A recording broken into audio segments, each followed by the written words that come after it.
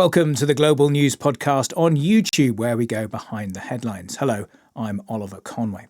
And today we're asking what's gone wrong for the British Prime Minister Sir Keir Starmer. We're joined by our political correspondent, Rob Watson. And Rob, it's just over 18 months since Sir Keir won a huge election victory, and yet now he seems to be fighting for his political life. How did we get here?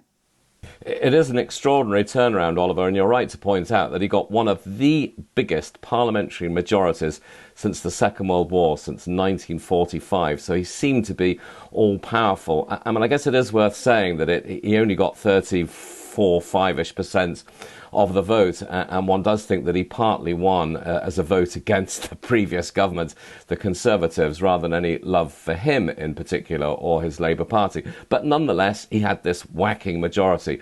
What's gone wrong? Well, in essence, he promised during the election campaign of 2024 to deliver change, to make life in Britain better. And secondly, he promised that politics it'd be no drama Starmer. There wouldn't be all the sort of divisions and scandal of the Conservative years, the 14 years before him. And obviously that has not turned out that way.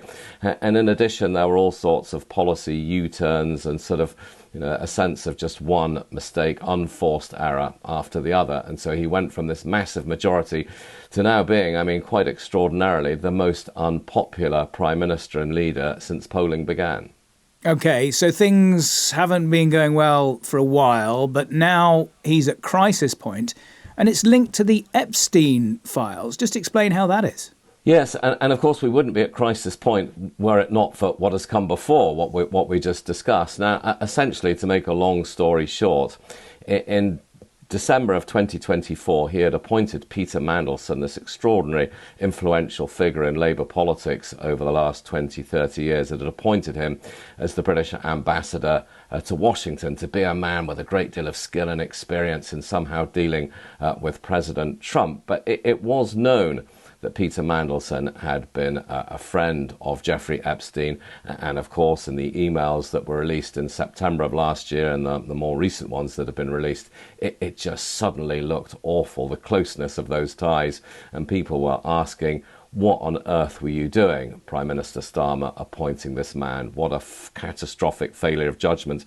And on top of all that anger at him already, it sort of brought things to a crisis for Sir Keir Starmer. Yeah, and that takes us to a day of high political drama, which some thought he might not survive. Take us through it. Yes, I was one of those who thought that maybe he was a goner. And, despite 30 odd years of reporting on British politics, I got to say, that was one of the most dramatic days. And I'd split it into four parts. When I woke up on Monday morning and I noticed that there weren't any senior government ministers coming out to sort of support the Prime Minister after he'd lost his chief of staff at the weekend, who'd resigned over the whole Mandelson appointment, I was thinking things aren't looking good for the Prime Minister. By the time I got to Westminster, to Parliament, I was there, and then suddenly you have the Labour leader in Scotland saying Sir Keir Starmer needed to go, and I thought, that is it. A lot of us thought, could he really survive that? The most senior Labour politician coming out against him. I went over into the Houses of Parliament, was in the House of Lords, the House of Commons, and you had this real sense of a moment of peril, of jeopardy. Would Sir Keir Starmer survive? And then in the early afternoon, clearly Downing Street had put pressure on members of the cabinet, the senior government ministers, to come out and support the Prime Minister in social media postings. And then the culmination of the day was the Prime Minister, and it was extraordinary. It was dramatic to see. It was him arriving in those sort of oak-panelled corridors of Parliament to address his members of Parliament, Labour members of Parliament, in this committee room. They're all squeezed in there. And I watched as the Prime Minister went in, opened the door, and suddenly there were these cheers and clapping and banging of desks. After, a few hours thinking the Prime Minister might not survive. It was quite a 24 hours, Oliver. Is the danger over for Sir Keir Starmer? No, it's not. And I don't think it will be over unless he could deliver on those two things that he promised. And that is to change Britain for the better, to get economic growth going, and to somehow eradicate, to get rid of all that drama, to be truly no drama Starmer. And the signs suggest that is going to be really difficult, because despite all that banging of desks and clapping and cheering that I heard last night as he addressed his MPs, they have serious doubts about him. I mean, those on the left of the party think that he needs to change his policies to be more socialist, and those in the centre of the party don't think there's much wrong with his policies, but they just think he's not a very good politician, and they take the view that no one could recover from being this historically unpopular. And I guess we'll find out whether this is just a temporary reprieve for Sir Keir Starmer, as some believe, when there are major elections in England, Scotland and Wales in May, and that may well be when the peril returns for Sir Keir Starmer, because I don't think anyone believes that the day of drama that he survived on Monday means that he's home and dry. He still does feel very much, Oliver, like a Prime Minister living perhaps on borrowed time. And looking at this more broadly, why is the Epstein scandal having such an impact in the UK compared to the US? Do you know, I've seen several theories about this, and I'll share one of them with you, which picks on two aspects. And the theory is, number one, a rather sort of prosaic point, and that is that the people who've been affected in Britain, Peter Mandelson, former Prince Andrew and Ghislaine Maxwell, but particularly the former two, that they're sort of semi-public or public figures, you know, that they're sort of out there.